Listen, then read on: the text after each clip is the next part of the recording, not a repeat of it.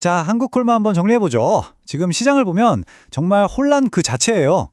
역대급 실적이라는 건 너무 명백한 시그널인데 지배구조 문제는 또 엄청난 노이즈로 계속 끼어들고 있고 이 둘 사이에서 도대체 뭘 봐야 하는 건지 오늘 이 복잡한 그림 속에서 진짜 스토리가 뭔지 한번 제대로 파고들어 보겠습니다.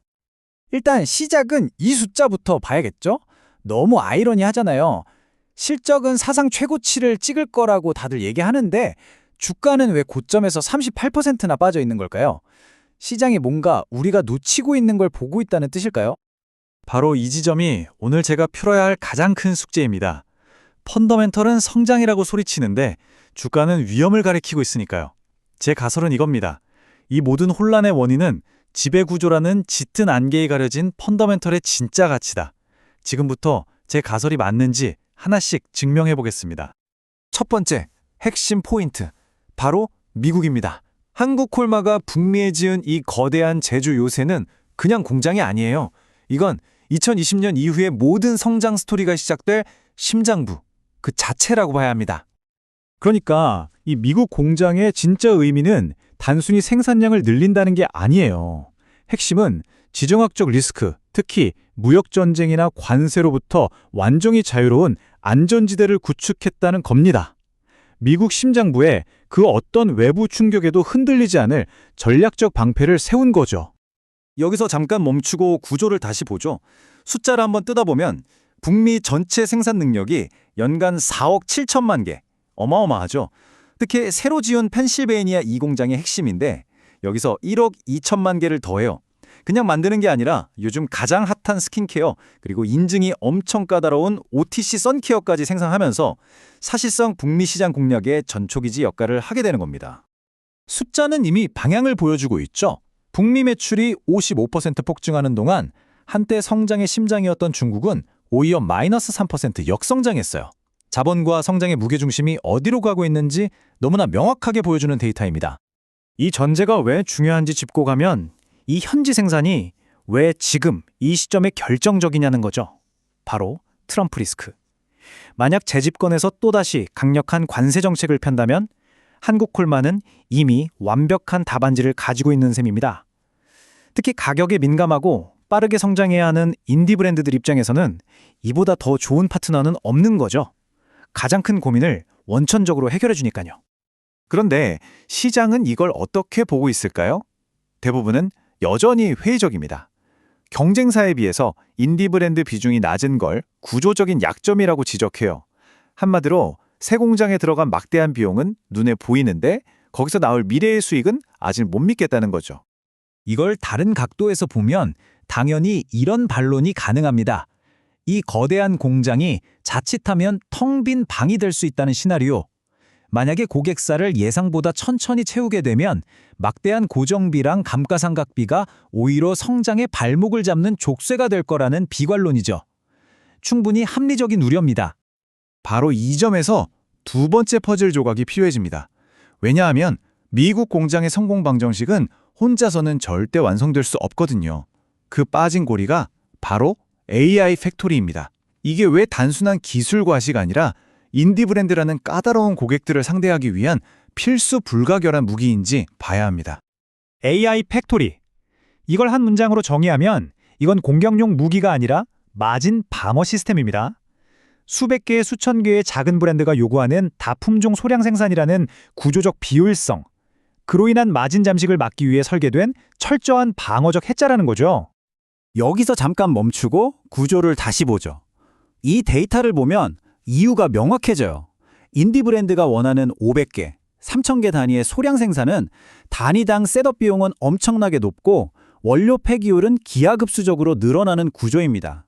자동화 없이는 이건 그냥 돈 버는 만큼 비용도 똑같이 늘어나는 이익이 남지 않는 장사가 될 수밖에 없어요. 그래서 한국콜마가 내건 목표가 바로 공정 정확도 95%. 이 숫자가 의미하는 건 방금 전에 봤던 그 막대한 낭비와 비효율을 AI로 정면 돌파하겠다라는 선언입니다. 비용 구조를 근본적으로 뜯어 고치겠다는 거죠. 그리고 이 전제가 왜 중요한지 짚고 가면 바로 이 연결고리를 시장이 대부분 놓치고 있다는 겁니다. 미국 공장 따로 AI 팩토리 따로 이렇게 분리해서 보는 거죠. 하지만 이건 사실 동전의 양면이에요. AI는 미국 공장이라는 자동차를 수익성 있게 달리게 할 유일한 엔진입니다.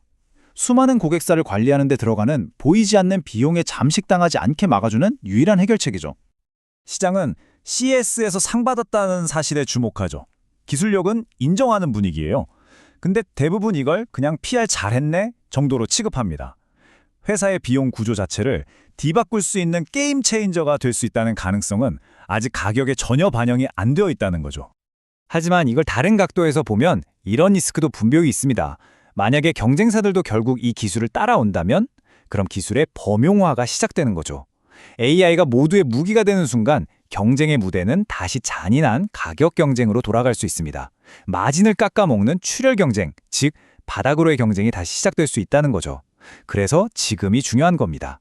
남들이 따라오기 전에 이 기술적 우위로 아무도 넘볼 수 없는 해자를 파야 하는 골든타임이란 뜻이죠. 자, 이제 세 번째 기둥으로 넘어가 보죠. 이건 화장품 얘기랑은 완전히 결이 다른 이야기입니다. 바로 HK 이노엔의 K캡이라는 와일드 카드.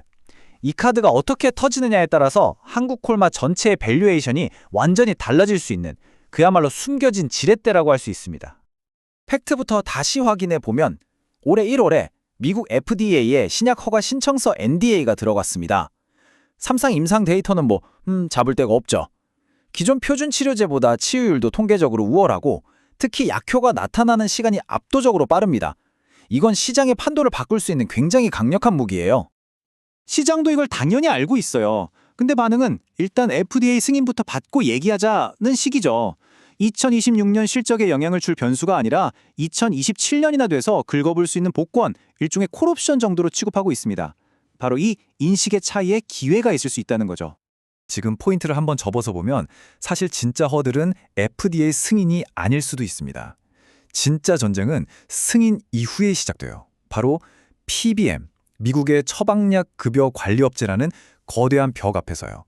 이미 시장을 꽉 잡고 있는 경쟁 약물과의 처방 목록 경쟁에서 이기려면 막대한 리베이트 출혈을 감수해야만 합니다.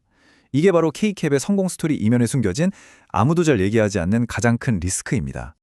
자, 지금까지 강세론의 세 가지 기둥을 쭉 살펴봤습니다. 근데 여기서 잠시 멈춰서 가장 불편한 질문을 던져봐야 해요. 만약 이 모든 해석이 틀렸다면? 지금까지 우리가 그저 노이즈라고 치부했던 이 지배구조 문제가 사실은 이 모든 걸 뒤엎을 수 있는 가장 강력한 시그널이라면 어떻게 될까요? 약세론의 핵심은 이겁니다. 창업주와 현 대표 간의 지분 소송. 만약 현 대표가 이 소송에서 진다면 그는 즉시 경영권을 잃게 됩니다. 그냥 이대주주로 내려앉는 거예요. 그렇게 되면 우리가 지금까지 쌓아올렸던 미국 공장, AI 팩토리라는 성장 스토리는 한순간에 동력을 잃을 수 있습니다. 전략의 실행력 자체가 사라져버리는 최악의 시나리오가 현실이 될 수 있다는 거죠. 자, 그럼 흩어져 있던 리스크들을 한번 구조적으로 정리해보죠. 첫째, 회사의 방향키 자체가 흔들릴 수 있는 지배구조 리스크. 둘째, 성장의 엔진인 미국 공장이 멈춰설 수 있는 운영 리스크. 셋째, 기술적 해자가 무너지는 전략 리스크. 마지막으로 신성장 농력 K캡의 발목을 잡을 수 있는 상업화 리스크. 이 네 가지 불확실성이 지금 한국콜마의 주가를 짓누르고 있는 겁니다. 오늘 생각 이렇게 정리해보겠습니다.